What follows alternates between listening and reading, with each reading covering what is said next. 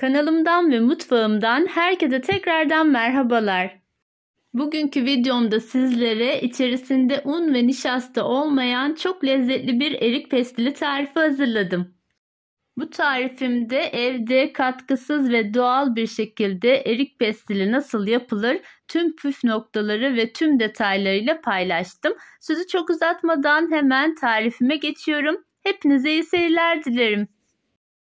Ben bugün erik pestilimi bu şekilde küçük kırmızı eriklerle yaptım.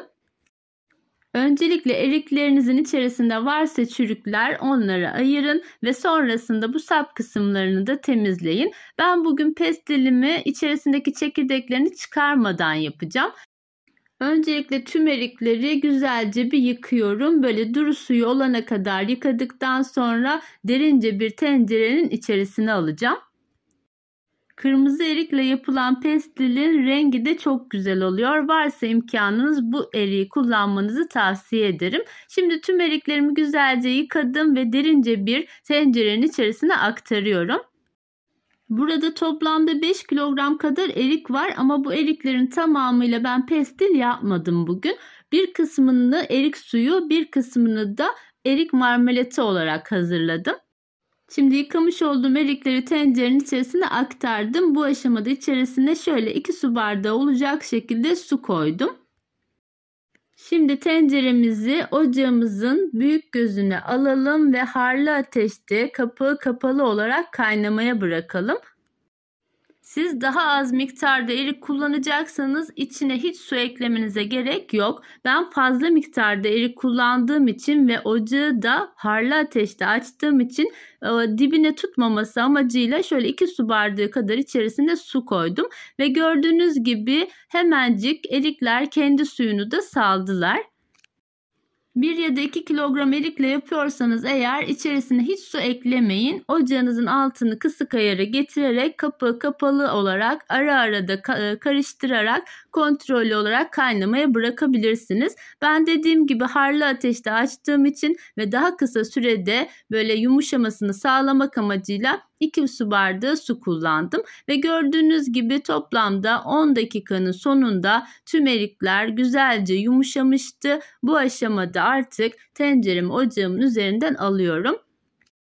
Evet, güzelce yumuşamış olan eriklerimizi şimdi bir tel süzgeçten geçireceğiz. Çekirdeklerinden ve posasından ayıracağız. Ama ben bu aşamada bu işlemi daha da hızlandırmak adına bir blender kullanıyorum. Blenderla şöyle böyle 1-2 dakika kadar çalıştırarak kabukların da iyice içerisinde kaybolmasını sağlıyorum. Bu sayede hem süzgeç içerisinden daha kısa sürede ve daha pratik bir şekilde erik suyumuzu süzerek posasından ayıracağız. Tek tek çekirdeklerini çıkartmakla uğraşmadan bu şekilde yaparak sizler de çok kolay şekilde erik marmelatı ya da benim yaptığım gibi pestili hazırlayabilirsiniz. Şimdi uygun bir tencerenin üzerine tel süzgeçimi aldım. Bu şekilde tahta kaşığın sırtıyla güzelce karıştırarak hemencik erikleri çekirdeklerinden ayırıyorum. Kaynatmış olduğum tüm erik suyum bitene kadar bu şekilde kevgirden geçirerek posasını ayrı bir tencerenin içerisine alıyorum. Erik pestili ya da marmelatı yaptığınızda sizi tek uğraştıran aşama bu süzgeçten geçirme aşaması. Ama benim yaptığım gibi bir blender yardımıyla 2 dakika boyunca karıştırırsanız bunu da daha çabuk bir şekilde yapmış olacaksınız. Evet, erik peltemiz bu şekilde çekirdeklerinden arındı ama sizin de gördüğünüz gibi hala sulu bir kıvamda. Şimdi tenceremi tekrar ocağımın üzerine alacağım ve biraz kaynattıktan ve koyulaştırdıktan sonra bu yağlı kağıtların üzerine dökeceğim. Bu aşamada peltenizin tadını kontrol edin. Eğer çok tatsızsa ya da şeker ilave etmek istiyorsanız şeker ilave edebilirsiniz. Ama ben içerisinde şeker kullanmadım. Üzerinde böyle köpükler oluşacaktır. Bunları da bir kepçe yardımıyla alırsanız daha güzel, daha böyle berrak bir kıvam elde edeceksiniz. Ben yaklaşık 20 dakika boyunca kaynattım. Böyle sizin de gördüğünüz gibi üzerinde böyle pıt pıt atmaya, kaynamaya başlayınca artık koyulaşmış demektir. Fırın tepsilerinin altını güzelce suyla ıslattım. Bu sayede üzerine yağlı kağıt koyduğumuzda yağlı kağıt da kaymamış oluyor. Hatta yağlı kağıdın üzerinde yine elinizle hafifçe ıslatın ya da su altına tutarak çeşme altında yağlı kağıdınızı ıslatıp sıkarak onu da yerleştirebilirsiniz. Şöyle peltemden 4 kepçe olacak şekilde yağlı kağıdın üzerine döküyorum. Ben bu aşamada sıcak sıcak döktüm. Sizler isterseniz biraz dinlendirdikten sonra da bu işlemi yapabilirsiniz. Burada önemli olan husus çok kalın dökmemeniz. Ne çok ince ne de çok kalın olacak şekilde peltenizi yayın. Erik peltesini çok kalın dökerseniz eğer kuruma işlemi de uzun sürecektir. Çok ince dökerseniz de yağlı kağıttan ayırma işleminiz zorlaşacak. Çok böyle incecik bir pestiliniz olacaktır.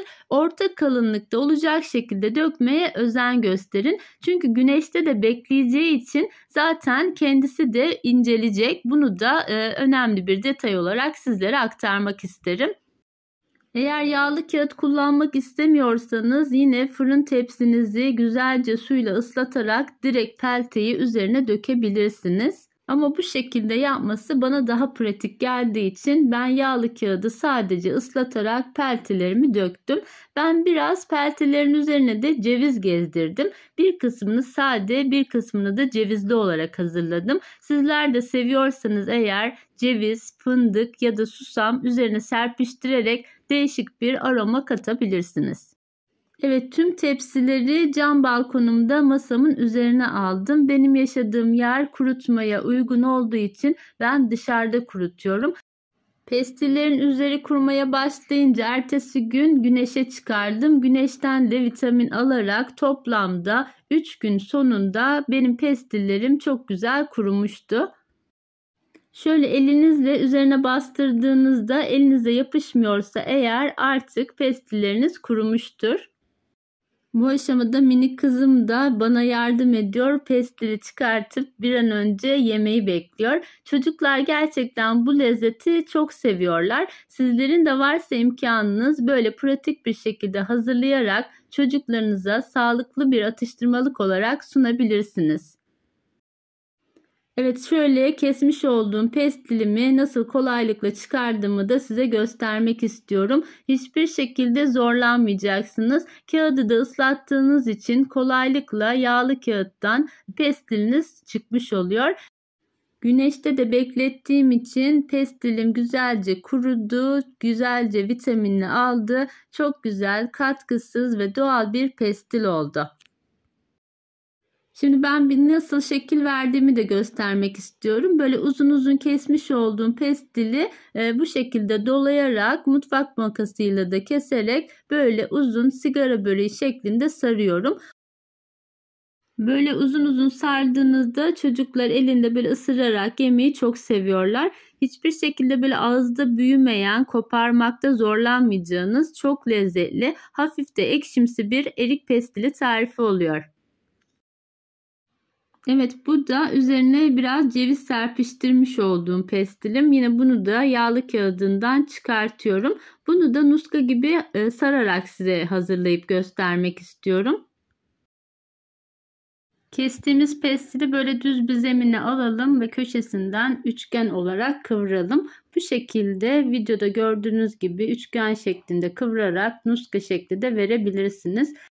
Dilerseniz pestilinizi daha büyük parçalarda dolayarak sonrasında videomda gördüğünüz şekilde bıçakla keserek böyle kalın kalın da hazırlayabilirsiniz.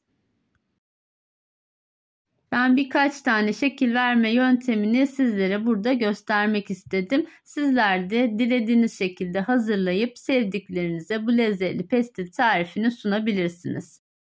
Videomun başında da bahsettiğim gibi ben tamamını pestil yapımında kullanmadım. Kalan kısmını bu şekilde 1 litrelik kavanozlara vakumlayarak konsantre erik suyu olarak kullanıyorum. Bu yoğunlaştırılmış yoğun kıvamda olduğu için şöyle 1 litre erik konsantresinin içerisine yine 1 litre su koyarak çoğaltarak yine içecek olarak soğuk bir içecek alternatifi olarak tüketebiliyorsunuz. Kaynarken içerisine bir tane kabuk tarçın ve 5-6 tane karanfil attığınızda da ayrı bir aroma ve lezzet katıyor. Evet, bu şekilde %100 doğal ve katkısız erik suyu da hazırlayabilirsiniz. Kesip şekil vermiş olduğum erik pestillerimi bir saklama kabının içerisine yerleştiriyorum. Sonrasında içine şöyle 2 tane de defne yaprağı yerleştiriyorum. Serin ve kuru bir yerde kapalı olarak muhafaza ediyorum. Bu sayede herhangi bir böceklenme veya da bozulma da olmamış oluyor.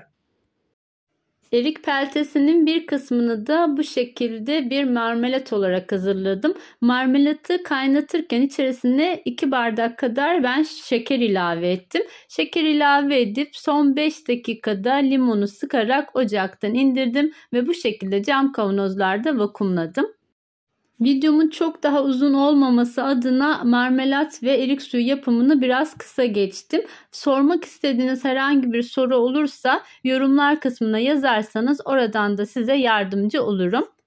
Evet, bugün sizlere evinizde en doğal şekliyle katkısız, içerisinde un ve şeker olmayan bir pestil yapımı sundum.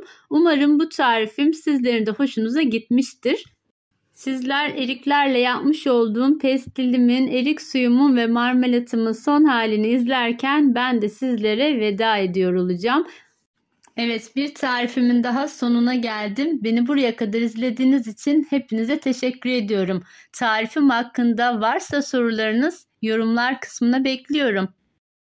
Kanalımı ilk kez bu videom sayesinde izliyorsanız eğer ve kanalıma hala abone değilseniz abone olmayı ve yeni tariflerimden önceden haberdar olmak için de bildirim zilini açmayı unutmayın lütfen. Dilerseniz bu videomu sevdiklerinizle de paylaşabilirsiniz. Başka güzel tariflerde yeniden görüşmek üzere. Hoşça kalın, sağlıcakla kalın.